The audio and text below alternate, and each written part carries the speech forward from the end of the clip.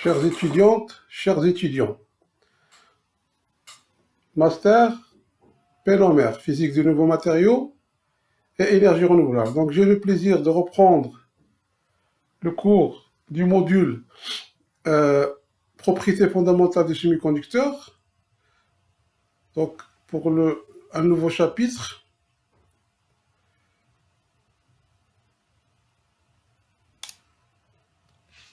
Donc ce chapitre, il va traiter sur le coefficient d'absorption dans les semi-conducteurs. Donc nous allons essayer de retrouver l'expression de ce coefficient d'absorption pour la transition fondamentale directe et indirecte, dans les expressions qui peuvent être comparées avec les résultats expérimentaux. Et nous allons l'appliquer pour les deux semi-conducteurs qui nous intéressent le plus, à savoir le silicium et l'arsenure de gallium. Donc ces deux semi-conducteurs, ils sont intéressants, comme nous avons vu précédemment, éventuellement pour les applications photovoltaïques, parce qu'ils ont un gap idéal. Donc pour le silicium, nous avons un gap de l'ordre de 1,1 électron-volt, et pour l'arsenure de gallium, donc ici, nous avons un gap de 1,43 électron-volt. La grande différence entre ces deux semi-conducteurs, donc le silicium, c'est un semi-conducteur qui est à gap indirect. Donc on ne peut pas avoir une transition fondamentale directe. Donc ici, vous avez un gap de 1,1 électron-volt, mais pour K égale 0, donc le maximum de la bande de valence n'est pas en regard avec le minimum de la bande de conduction. Donc il y a un décalage sur le vecteur d'onde K ici, donc c'est l'énergie en fonction du K. Et vous avez ici la bande de conduction, la bande de valence qui est dégénérée, et vous avez ici, vous voyez le 1,1 électron-volt. Ici, vous avez un écart énergétique très important, donc le 1,1 plus 3,4 électron-volt.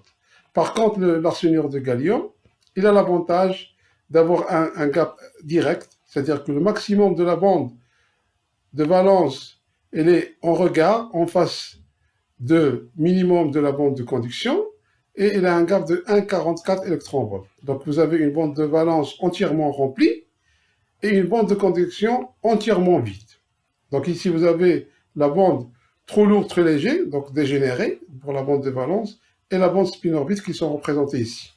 Donc dans ce chapitre-là, nous allons faire ce traitement-là pour calculer la transition fondamentale directe, donc de la bande de valence vers la bande de conduction. Donc ça, c'est le modèle parabolique pour un modèle à deux bandes, ou bien des modèles bande plate, bande de valence, bande de conduction. Donc si on a un photon qui arrive, une première condition pour qu'il y ait absorption, il faut que l'énergie du photon H nu doit être plus grande que l'énergie du gap.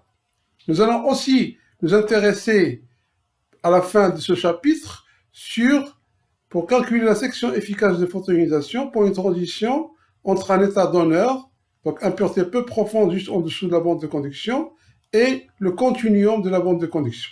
Donc nous allons faire le calcul dans ce chapitre pour la transition fondamentale directe et indirecte ici pour les semi-conducteurs, mais également pour les semi-conducteurs dopés. Lorsque nous avons des impuretés peu profondes, shallow impurity, nous allons essayer de vous donner certaines méthodes de calcul pour retrouver la section efficace de photoionisation.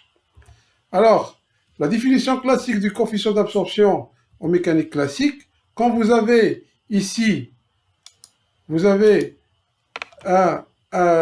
une onde électromagnétique qui arrive sur un semi-conducteur, d'accord?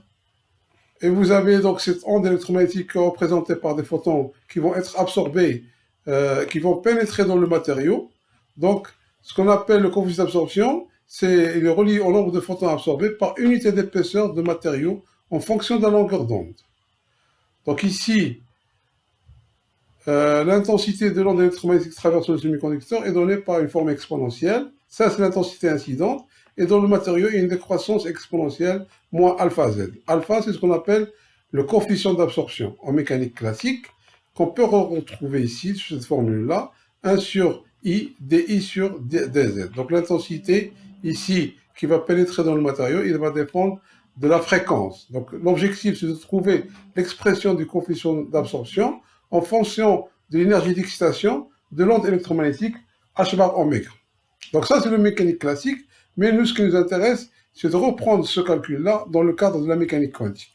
Donc on va nous intéresser, dans un premier temps, une grande partie de ce chapitre, ça va être reporté pour l'absorption fondamentale directe.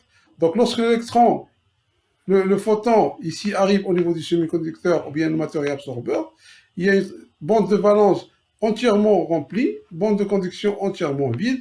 Il y a une transition de la bande de valence vers la bande de conduction, lorsqu'il y a absorption, donc H nu plus grand que l'énergie du gap, et il y a la création d'un excitant. Donc ici, l'électron va pouvoir être participé à la conduction, et il va laisser derrière lui un trou. Donc la paire électron-trou, c'est ce qu'on appelle un excitant. Donc nous avons déjà étudié l'excitant, donc comment le traiter en mécanique quantique en résolvant l'équation de Schrödinger. Donc je vous donne juste un petit rappel très succinct sur les solutions que nous avons trouvées. Donc voici l'absorption. Donc vous avez ici l'équation de Schrödinger dans le centre de masse, l'équation relative avec la masse réduite, masse effective réduite, qui est la masse pour le modèle à deux bandes. 1 sur la masse réduite, c'est 1 sur la masse effective de l'électron, plus 1 la masse effective du trou. Donc ça, c'est une quasi-particule qu'on appelle l'excitant, donc qui a des énergies qui sont données par le Rydberg excitonique, 1 sur n carré. C'est exactement le même modèle que l'atome d'hydrogène, sauf qu'il faut faire attention ici, parce que les deux masses, pour l'atome d'hydrogène, nous avons une masse qui est infinie pour le proton, 2000 fois la masse de l'électron, alors que ici, vous avez des masses qui ne sont pas... Donc il faut faire attention lorsqu'on fait le théorème de centre de masse ici. Donc ils vont apparaître dans le gap les énergies excitoniques sous la forme de l'énergie du gap, diminuer de moins le Rydberg excitonique sur n carré. Et le Rydberg excitonique, ici, il y a la constante dx du semi-conducteur et la masse réduite qui est caractéristique ici du semi-conducteur également. Donc 1 sur n carré. Nous, on va s'intéresser essentiellement à la première transition importante, c'est n égale à 1. Donc déjà, pour observer cette transition dans les semi-conducteurs massifs, c'est très difficile. Et nous allons montrer l'année prochaine, dans le cours des nanomatériaux, qu'on peut observer les différentes transitions ici pour différentes valeurs de n, même à des températures ambiantes, ce qui est pratiquement impossible pour les semi-conducteurs massifs. Alors, pour l'absorption fondamentale directe. Donc nous allons commencer pour l'absorption fondamentale directe pour un semi-conducteur à gap direct. En mécanique quantique, le coefficient d'absorption est donné par la formule alpha de oméga, Ne, somme sur les états initiaux, H bar oméga, WIF sur l'intensité incidente. Avec la probabilité WIF, il va relier l'état final et l'état initial, le module au carré. Avec H1, c'est l'hamiltonien d'interaction électron-photon, qui est donné par tout ceci, donc qui est caractéristique de l'onde électromagnétique qui va arriver sur le semi-conducteur. Donc Q, c'est le vecteur d'onde, Epsilon, chapeau, c'est la polarisation de l'onde électromagnétique, I0, c'est l'intensité incidente. Donc ça, c'est une équation qu'on retrouve dans les livres de mécanique quantique et dans la théorie quantique de la physique du solide. Avec delta EFI moins EF, c'est la règle de Fermi qui précise la conservation de l'énergie. Donc EF moins EI, EFI c'est égal à EF moins EI, qui doit être égal à H bar oméga pour qu'il y ait conservation de l'énergie. Donc une des difficultés ici pour calculer ces transitions, c'est d'abord d'avoir les bonnes fonctions d'onde qui vont traiter l'état final et l'état initial, d'accord? Donc ici, pour les transitions fondamentales directes, nous avons tout simplement la bande de conduction et la bande de valence. Bande de valence entièrement remplie, bande de conduction ici. Par exemple, pour la section efficace de photonisation pour les impuretés, nous avons l'état d'impureté, qui est une fonction d'onde localisée, et on va sommer sur les états finaux, qui est le continuum. Donc il faut inclure tous les états de la bande de conduction. Donc voici finalement, c'est l'expression de ce coefficient d'absorption que nous allons appliquer successivement pour un gap direct et un gap indirect. Alors, la transition entre la bande de valence et la bande de conduction, ce qu'on appelle l'absorption d'un photon d'énergie H nu, donc ici, transition verticale, le minimum de la bande de conduction il est en regard avec le maximum de la bande de valence, donc on a le même vecteur d'onde K, ici, le K il est le même, on va travailler pour K proche de 0, et la difficulté, comme je viens de dire, c'est comment calculer cette probabilité WIF, ici, qu'on va appliquer pour cette première situation, pour une absorption fondamentale direct. Donc nous avons WVC est donné par cette formule, GV de K, DK, FV de K pour la bande de valence, et ça c'est pour la bande de conduction, 1 moins FC de K'. Donc on va supposer que K est à peu près égal à K', donc transition verticale, d'accord, K à peu près égal à K', et le nombre d'électrons dans la bande K et K plus DK est donné par F de K, G de K, D de K. F de K, c'est la probabilité pour que l'électron se trouve dans l'énergie EK, d'accord, que la probabilité pour que l'état d'énergie EK soit occupé par un électron, et ça c'est la densité, c'est le nombre d'états par unité de volume dans la bande K, K plus DK. Alors les hypothèses utilisées pour simplifier ce calcul-là, et on retrouve ici la règle d'ordre de Fermi, EK' moins EK moins H bar oméga. Donc bande de valence occupée, entièrement pleine, la probabilité est égale à 1. Bande de valence ici qui est vide, la probabilité est égale à 0. Donc on va travailler pour des cas proches de 0. 2 pi sur lambda, très négligeable devant K et K', transition verticale. Et le terme ici qui donne l'élément de matrice ici entre l'état final et l'état initial, entre la bande de valence et la bande de conduction, c'est la fonction de Bloch que nous avons déjà traité précédemment. Et epsilon fois P, c'est la polarisation fois le vecteur d'onde, le vecteur impulsion. Alors ce terme-là, si on revient vers les fonctions de Bloch, c'est à peu près égal à epsilon scalaire PCV. PCV, c'est un élément de matrice que nous avons déjà rencontré lors du calcul de la masse effective, qui peut être aussi relié à la force d'oscillateur, donc ici qui est donnée par cette expression-là. Donc soit si on connaît la force d'oscillateur, on peut remonter ce terme-là. Si on connaît cet élément de matrice, on peut déduire la force d'oscillateur. Alors voici les résultats qu'on trouve. Donc ça c'est la première contribution ici pour cet élément de matrice. Reste à calculer l'intégrale avec ces approximations-là. Donc c'est le facteur important qui donne la variation en fonction de H bar oméga, il est donné par la densité d'état intégré. Donc EC de K moins EV de K moins H bar oméga D de K. Ça c'est un calcul que je vous recommande de reprendre en détail parce qu'il est très intéressant. Donc avec l'hypothèse de bande parabolique, la masse réduite est donnée par 1 sur MC plus 1 sur MV. H bar oméga est égal le gap plus H bar carré K2 sur 2, 1 sur mu. D'accord, c'est une bande parabolique. On obtient tout simplement une expression comme ceci. Donc ça c'est à peu près une constante. Mu c'est caractéristique pour le semi-conducteur. H bar oméga moins le gap, le tout à la puissance 1,5. Donc finalement, pour un semi-conducteur, pour une absorption fondamentale directe, d'accord, nous avons ici l'expression du coefficient d'absorption pour un semi-conducteur à gap direct est donnée par, ça c'est la force d'oscillateur ici, qu'on retrouve de nouveau ici, d'accord, qui va relier la bande de conduction et la bande de valence à travers cet élément de matrice qui est caractéristique pour chaque semi-conducteur. C'est comme la masse effective, c'est exactement, on l'a rencontré lorsqu'on a calculé l'expression de la masse effective pour 2 bandes et pour 3 bandes. Modèle à 2 bandes, modèle à 3 bandes. Rappelez-vous de ceci. Donc ça c'est, si on remplace, c'est le système d'ingénierie ou bien système anglo-saxon, on remplace toutes les constantes par leur valeur, 2.7 10 puissance 5 sur n, 2 mu sur m0 puissance 3,5, force d'oscillateur h bar oméga moins le gap à la puissance 1,5. Alors ça c'est une courbe expérimentale qui nous donne l'expression, donc ici, une première, ici pour lorsqu'on a le coefficient d'absorption mesuré en fonction de h bar oméga, on peut déjà, avec l'allure de la courbe, dire est-ce qu'on a un semi-conducteur à gap direct ou bien à gap indirect. Donc ici, la prolongation de cette courbe-là, donc ici, pour alpha égale 0, c'est donné par h bar oméga égale le gap. Donc la prolongation de cette courbe-là, l'intersection de cette courbe-là avec l'axe des x, h bar oméga, l'énergie d'excitation de l'onde électromagnétique, il va nous fixer le gap.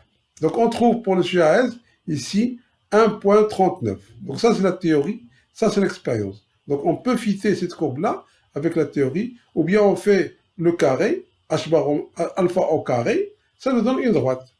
Donc tout simplement une droite, alpha au carré en fonction de h bar oméga, donc ça vous donne une droite ici.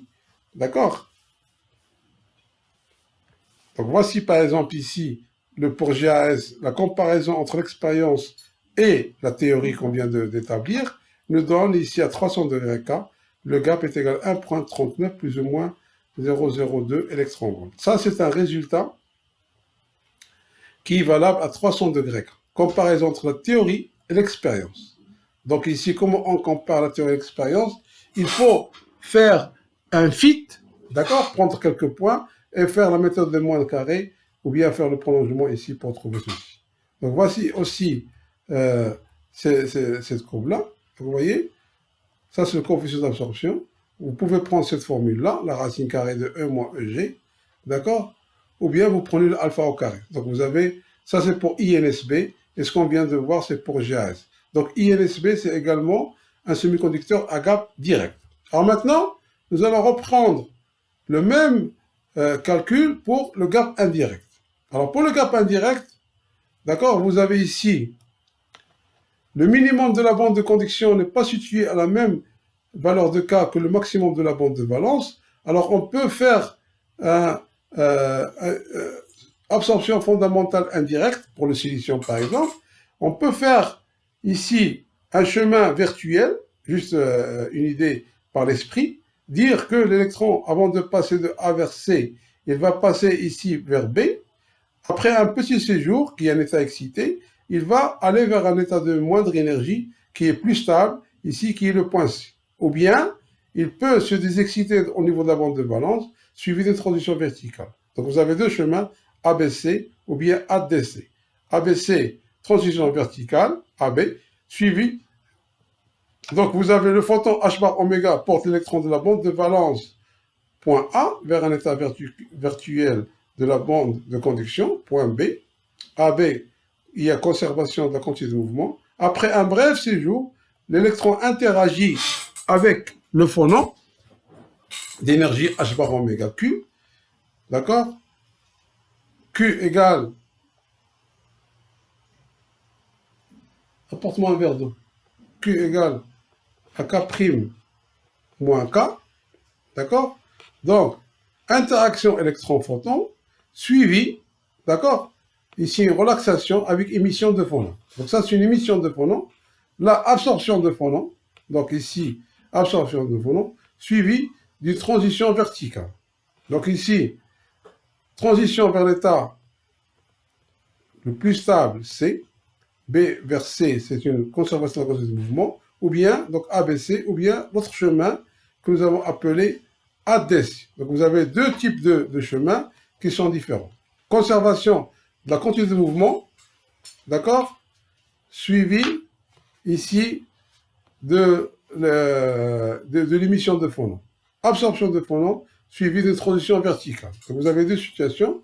Donc le même calcul qu'on a fait précédemment, il faut évaluer la densité d'état intégré et calculer aussi l'autre élément. Donc voici état initial A, pour le calcul pour l'état initial A et l'état final C. Donc vous avez ici, c'est ce chemin-là que nous avons choisi. Donc, vous avez ici sommation sur tous les états B possibles, sommation sur tous les états C possibles. Donc EB moins EA, interaction électron-phonon, d'accord, entre les états B et C. Et la première transition de A vers B, c'est l'interaction électron-photon, donc absorption du photon. Et ça, c'est l'émission de phonon. Donc, conservation d'énergie, absorption ou émission d'un phonon, H bar oméga, c'est EF moins EI, suivant qu'il y ait émission ou bien absorption du phonon.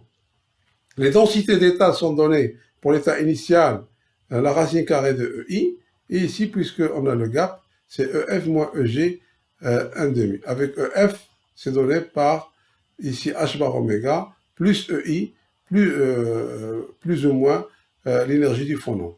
Donc, si on veut calculer correctement le coefficient d'absorption, il faut tenir compte et de l'absorption d'un phonon et de l'émission d'un phonon.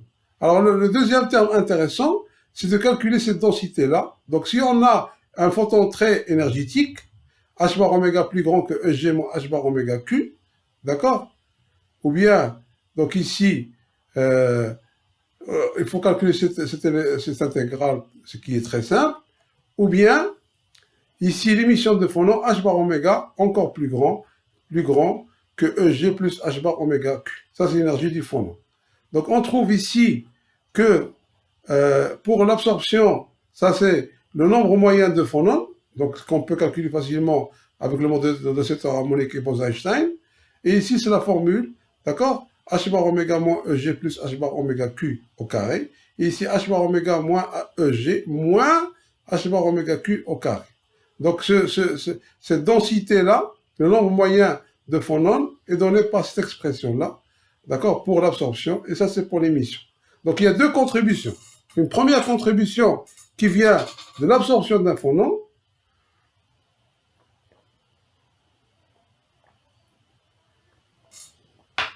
et un deuxième terme qui provient de l'émission d'un phonon. Donc, vous voyez que la nouvelle expression ici du coefficient d'absorption, elle est très différente pour un gap direct. D'abord ici, il y a la contribution des phonons, d'accord? Et en plus, c'est un h bar oméga au carré, qui n'a rien à voir avec la racine carrée qu'on avait précédemment. Donc à très basse température, la densité des phonons est très négligeable. Donc il faut travailler à très basse température. D'accord? D'ailleurs, ici, pour observer par exemple les transitions excitoniques dans les gaps indirects, il faut travailler à très basse température. Là, la contribution du premier terme, elle est négligeable. Donc on va garder uniquement l'émission. Alors si je fais la racine carrée, tout à l'heure on a vu qu'il faut prendre alpha au carré pour avoir une droite. Ici, si je fais la racine carrée, on obtient ici des droites. Donc la racine carrée, c'est des droites ici, et l'extrapolation vers alpha égale 0, ça va nous donner ici dans ces équations-là, EG moins H bar oméga Q, et ici EG plus H bar oméga Q. Donc, si je fais la racine carrée de coefficient d'absorption des mesures expérimentales, ça va me fixer et la valeur du gap, mais en même temps l'énergie des phonons qui rentre en jeu. Donc voici le modèle ici, donc pour le gap indirect. Vous voyez par exemple en fonction de la température, d'accord? Donc le coefficient d'absorption dépend de la température. La racine carrée doit être des droites. La prolongation de ces courbes-là, il me donne EG plus EP. EP, c'est l'énergie du phonon. Et ici, EG moins EP. Donc, c'est pour deux températures différentes. Et ça nous permet de remonter et pour la valeur du gap, mais aussi de reconnaître l'énergie des phonons. Voici l'expression qui est très différente. Donc, ça, c'est aussi des courbes pour les germaniums, pour deux températures. D'accord? Ça, c'est alpha. Ça, c'est la racine de alpha. Pour deux températures différentes, 77 degrés K et 300 degrés K qui est la température ambiante. Basse température, température ambiante. D'accord? Donc ici, j'ai représenté ici aussi pour GAS l'effet de la température. Donc c'est un gap direct. Ça, c'est un gap indirect de germanium. Ici, c'est un gap direct. D'accord? Pour GAS. Vous voyez, quand je descends en température, je peux observer avec une grande précision ici le pic qui correspond à n égale à 1 que nous avons vu pour les transitions excitoniques. D'accord? À température ambiante, on voit ici seulement une grosse patate et on ne peut pas lire très bien le spectre. Si on fait ça avec des nanomatériaux à base de GAS, on observe non seulement n égale à 1, mais on observe également les autres pics. Donc voici ce que nous avons dit pour la transition fondamentale directe, ce qu'il faut retenir. D'abord, une variation pour un gap direct sous la forme de racine carrée de E moins EG. Ici, la courbe ici, la prolongation de courbe me donne directement le gap, d'accord, du semi-conducteur. Ou bien, vous pouvez aussi revenir et tracer alpha au carré, qui est une droite. Donc, la même chose pour un gap indirect. Si vous prenez la racine carrée de alpha, contrairement, donc la formule est très différente, vous pouvez remonter à des informations sur le gap et sur l'énergie des phonons qui rentrent en jeu. Alors maintenant, nous allons passer à l'étape suivante et nous intéresser pour les impuretés. Rappelez-vous ce que nous avons dit, d'accord? Si vous avez des états dans le gap, un dopage, intentionnellement dopé, non intentionnellement dopé, on peut avoir des impuretés sans le vouloir dans le semi-conducteur. Donc comme je vous ai dit, un semi-conducteur pur, ça existe uniquement dans les livres. donc il y a toujours des impuretés, et nous allons nous intéresser à une transition entre un électron lié à l'impureté vers la bande de conduction. Donc c'est ce qu'on appelle ici 2, donc c'est le 2 ici, l'émission d'un électron vers la bande de conduction. Donc on parle de la section efficace de photoionisation. Ça c'est la section efficace de capture, ça c'est la section efficace de ionisation. Donc l'électron, quand il passe d'état d'impureté vers la bande de conduction, il peut s'anticiper à la conduction dans le semi-conducteur. Donc ça c'est la formule qui me donne la section efficace de photoionisation. Elle a été établie par Lax, c'est un physicien, en 1956, qui ressemble beaucoup avec celle qu'on vient de voir. Avec E effectif, c'est un champ électrique effectif qui tient compte du champ local. Donc, le même type de calcul, il y a une petite différence avec le coefficient d'absorption, mais il y a de grandes similitudes dans la formule ici. L'état d'impureté, c'est un état localisé, psi c'est l'état initial, c'est l'état d'impureté, et on va sommer sur tous les états finaux de la bande de conduction. Donc, contrairement à ce qu'on a vu tout à l'heure, ici, vous avez une sommation sur les états finaux. Alors, le premier modèle qui a été cité pendant plusieurs années, c'est le modèle de Lukovsky, donc potentiel delta. Il modélise le potentiel de l'impureté par un potentiel delta, donc ce n'est pas un potentiel colombien, delta est infini au point R égale 0, et égale 0 en dehors de R égale 0. Donc la solution de l'équation de Schrödinger, c'est tout simplement une formule de ce type, avec alpha, il est relié directement à l'énergie d'ionisation. Pour l'état final, on prend tout simplement une onde plane.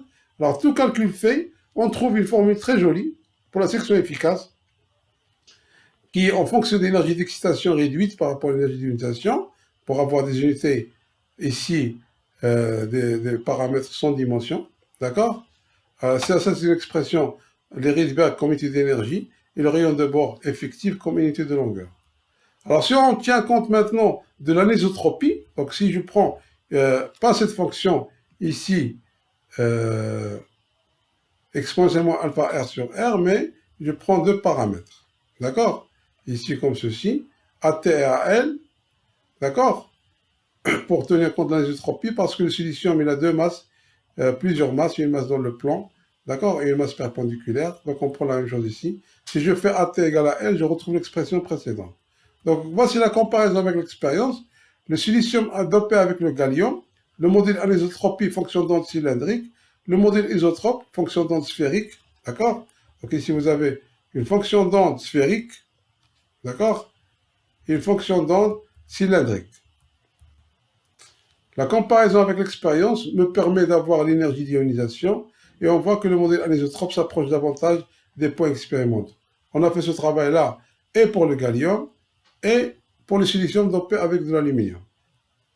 Donc je vous invite à reprendre ce calcul et je vous remercie pour vos efforts pour rester à la maison et pour pouvoir réussir votre année scolaire. Donc je vous remercie beaucoup pour vos implications et vos efforts et je vous souhaite Ramadan Mubarak.